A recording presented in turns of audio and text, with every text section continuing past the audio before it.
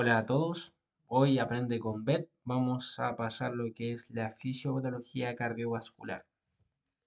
Bueno, la función cardíaca del corazón es mantener los gastos cardíacos para asegurar la circulación sanguínea y por ende la perfusión de los tejidos, que llegue más oxígeno hacia los tejidos. Y los vasos sanguíneos son los que nos ayudan a complementar esta función, garantizando una adecuada irrigación. La insuficiencia cardíaca es lo que ocurre cuando el corazón es incapaz de mantener el gasto cardíaco necesario para satisfacer las demandas de oxígeno y nutrientes del organismo. La principal consecuencia de cualquier alteración cardíaca es la disminución del gasto cardíaco, por ende, lleva a una reducción de la presión arterial. Entonces, la presión arterial sería el gasto cardíaco por la resistencia periférica. Además, como complemento, la presión arterial es esencial para la circulación sanguínea. Una presión arterial baja resulta en una presión inadecuada y esto lo podemos llamar como isquemia e hipoxia tisular. La isquemia lo podríamos definir como un flujo lento hacia los tejidos. Factores que influyen en el gasto cardíaco. Tenemos el volumen sistólico, que es la cantidad de sangre eyectada por el ventrículo en cada latido, y este influenciado por el volumen diastólico y la contractibilidad del miocardio. Bueno, entonces, ¿qué es el volumen diastólico? El volumen diastólico es el volumen de sangre en el ventrículo al final de la diástole, antes que se contraiga este ventrículo, y este influye en el volumen sistólico. La contractibilidad es la fuerza con la que el miocardio se contrae. El volumen diastólico y la contractibilidad influyen en el volumen sistólico. La ley de Frank-Starling: a mayor distensión del miocardio, mayor fuerza de contracción, lo que aumenta el volumen sistólico. Y la frecuencia cardíaca es el número de latidos por minuto. Lo podemos representar como gasto cardíaco es igual a el volumen sistólico por la frecuencia cardíaca. Causas de la insuficiencia cardíaca. Tenemos sobrecarga de presión. Ocurre cuando el corazón debe vencer una resistencia elevada para eyectar sangre, como la estenosis valvular, semilunares o la hipertensión sistema pulmonar. También tenemos la sobrecarga de volumen. Se produce cuando hay un volumen excesivo de sangre en las cámaras cardíacas, como en la insuficiencia valvular o los cortocircuitos, shunt. Alteración del miocardio, deterioro en la contractibilidad o la distensibilidad del músculo cardíaco. Manifestaciones clínicas y consecuencias de la insuficiencia cardíaca. Muchas manifestaciones clínicas de la insuficiencia cardíaca se deben a la congestión, es decir, el incremento de sangre que se acumula pasivamente en las venas. La congestión genera problemas río arriba de la cámara cardíaca afectada y una disminución de la perfusión río abajo.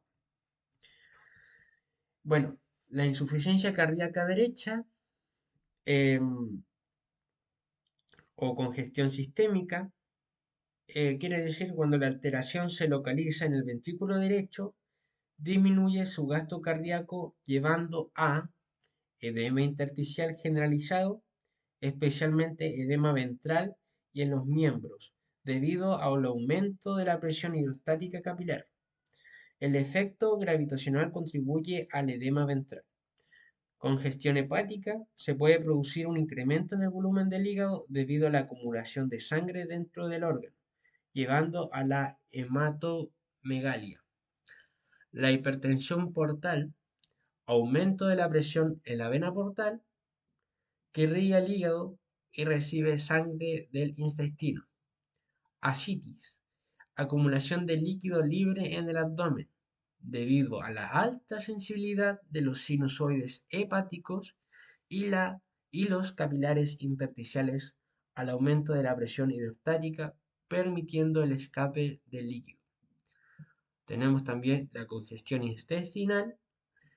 Puede producirse por diarrea debido al aumento de presión hidrostática capilar en el intersticio que provoca la salida de líquido hacia el intersticio y el lumen intersticial, dilatando el intestino y aumentando su motilidad. También puede causar anorexia y vómito. Aumentos de la presión venosa central y dilatación yugular. Las venas cavas se congestionan y pueden ser visibles como ingurgitación yugular. Em, También teníamos cianosis periférica, que es la disminución del flujo sanguíneo, permitiendo que los tejidos retiren más oxígeno de la hemoglobina. Es importante destacar que es la cantidad de hemoglobina desoxigenada, no el porcentaje lo que causa cianosis, que serían 5G partido de L. Y necrosis centrolobular o hígado en nuez moscada es la disminución de la velocidad del flujo del hígado debido a la congestión que lleva a hipoxia en los hepatocitos de la zona centrolobular, causando su muerte. Después tenemos lo que es la insuficiencia cardíaca izquierda o congestión pulmonar. Cuando la alteración se localiza en el ventrículo izquierdo, disminuye su gasto cardíaco, llevando a una disminución de la presión arterial sistémica, que es cuando cuando el gasto cardíaco comienza a disminuir, se reduce la perfusión de los tejidos, lo que causa intolerancia al ejercicio y un aumento de la ventilación, que sería el jadeo en caso de los animales, por falta de suministro de oxígeno a los tejidos. Tenemos congestión y edemas pulmonares cardiogénicos. El problema es río arriba del ventrículo izquierdo, es la acumulación de sangre en los pulmones y esto produce hipoxemia, hipercapnia e insuficiencia respiratoria. Y tenemos síntomas respiratorios como tos y disnea, que es la dificultad para respirar, y aumento de la frecuencia respiratoria. Una radiografía torácica puede evidenciar un aumento en la silueta cardíaca. Reserva cardíaca y mecanismos compensatorios. La reserva cardíaca es la capacidad de aumentar o mantener el gasto cardíaco para satisfacer las demandas del organismo. Esta se logra modificando parámetros que afectan el gasto cardíaco. Tenemos la frecuencia cardíaca, aumentándola o disminuyéndola según los requerimientos. Tenemos también el volumen sistólico o contractibilidad, que a través de la ley de Frank-Starling, por ejemplo, en el ejercicio la contractibilidad muscular aumenta el retorno venoso, incrementando el volumen diastólico y por ende el sistólico. Volumen sistólico o fracción de eyección.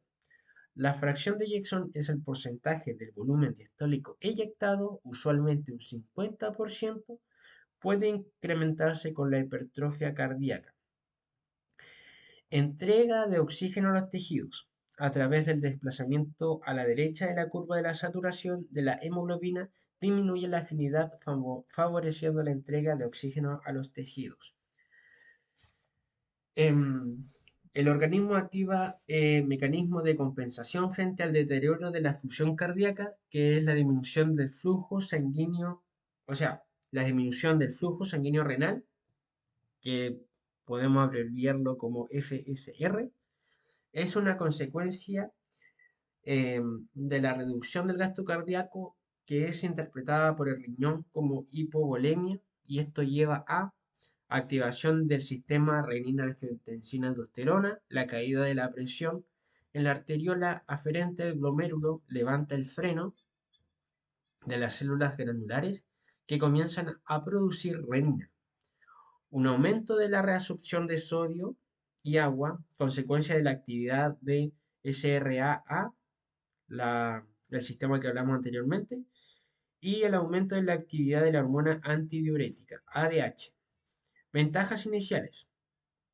Incremento del volumen sanguíneo, lo que aumenta el retorno venoso, el volumen diastólico y por lo tanto el gasto cardíaco y la presión sanguínea.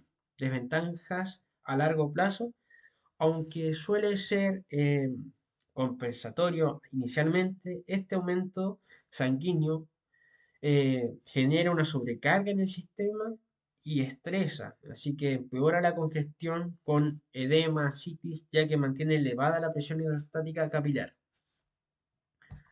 La hipertrofia cardíaca patológica.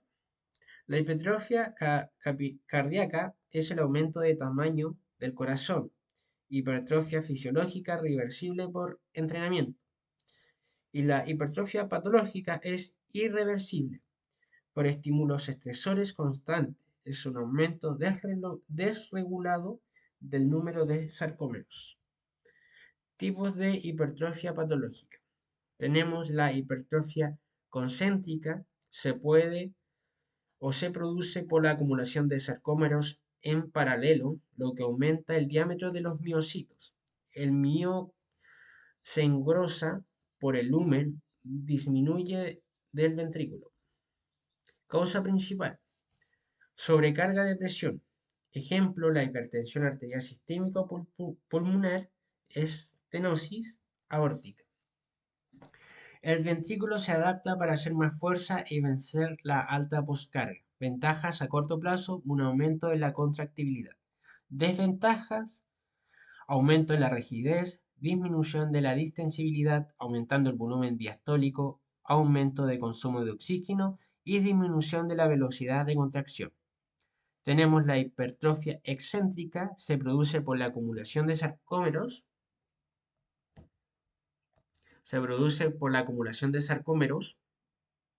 en serie, lo que aumenta la longitud de los miocitos. El corazón crece hacia la periférica, el miocardio se hace más delgado y el diámetro luminal es mayor. Entonces, en este caso, esta hipertrofia hace que el corazón parezca como si estuviera más delgado, pero con un diámetro luminal mayor. La causa principal es la sobrecarga de volumen, quiere decir insuficiencia valvular. El corazón se adapta a los incrementos de volumen durante la diástole. Desventajas a corto plazo: aumenta la fracción de eyección, proporción de la sangre eyectada. Desventajas similar a la HC, lleva el incremento de la rigidez, disminución de la distensibilidad, aumento del consumo de oxígeno y la disminución de la velocidad de contracción. Independientemente del tipo, eh, la hipertrofia patológica es una respuesta estresora crónica que supera la capacidad de la adaptación del miocardio. Acá tenemos la respuesta estresora crónica, que puede producir muerte del cardiomiocito por estrés, lo que genera inflamación, liberación de DAMPs, fibrosis miocárdica. La inflamación y citoquinas estimulan la producción de tejido fibrótico y cicatricial. También tenemos la disminución de la densidad capilar. El tejido fibrótico no está vascularizado, comprometiendo la oxigenación del tejido sano, aunque son mecanismos adaptativos iniciales, a largo plazo no son sostenibles y van a hacer que el miocardiocito fracase. Alteraciones valvulares. Tenemos que las alteraciones valvulares evitan el flujo retrógrado, permitiendo el paso de la sangre en una sola dirección. Tipos de alteraciones valvulares.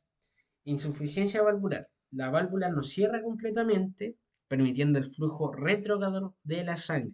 En general, una sobrecarga de volumen en la cámara afectada, ya que el volumen de sangre que regresa se suma a la que ingresa normalmente. Estenosis valvular. El diámetro de la apertura de la válvula se reduce, apertura incompleta, lo que obliga a la cámara cardíaca a hacer más fuerza para que pase la sangre a través de la válvula. Esto genera una sobrecarga de presión. La estenosis es conceptualmente más grave que la sobrecarga de volumen, especialmente la estenosis de la válvula atrioventricular, porque las aurículas tienen poca capacidad de adaptación y se hipertrofian. Causas de la alteración valvulares. Tenemos congénitas, infecciosas, degenerativas. Las congénitas son las malformaciones de nacimiento, las infecciosas como la endocarditis bacterianas por Streptococcus, que produce acumulación de granuloma en el tejido vascular, impidiendo un cierre adecuado, más comúnmente insuficiencia. La fiebre reumática, autoinmune post-estreptocócica, también puede usarlas. Degenerativas como la calcificación valvular en hipercalcemia, que las vuelven más rígidas. Y otras pueden ser traumáticas, autoinmunes, hipertensión arterial o cardiomiopatía isquémica. Consecuencias de las alteraciones valvulares. Depende de la válvula afectada, válvulas semilunares aórticas y pulmonar o válvula mitral bicúspide llevan a la insuficiencia cardíaca izquierda, con congestión pulmonar e hipotensión sistémica.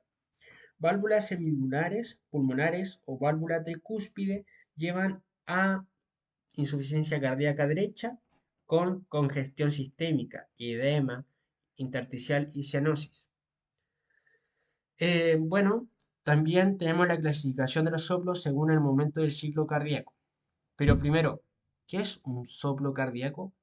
Los soplos son sonidos cardíacos anormales, ruidos producidos por el flujo turbulento, son característicos de la alteración valvular, insuficiencia o estenosis, pero no exclusivo, ya que también puede ser causados por flujos turbulentos o por otras razones. Puede ser anemia severa que disminuye la densidad de la sangre y acelera el flujo. Los sonidos cardíacos son normales. Son S1, loop, cierre de la válvula atrioventricular al inicio de la sístole, y S2, loop, cierre de las válvulas semilunares al final de la sístole. Entonces, loop, loop, loop, loop, loop, loop. La sístole ocurre entre S1 y S2 y la diástole entre S2 y S1. Clasificación de los soplos.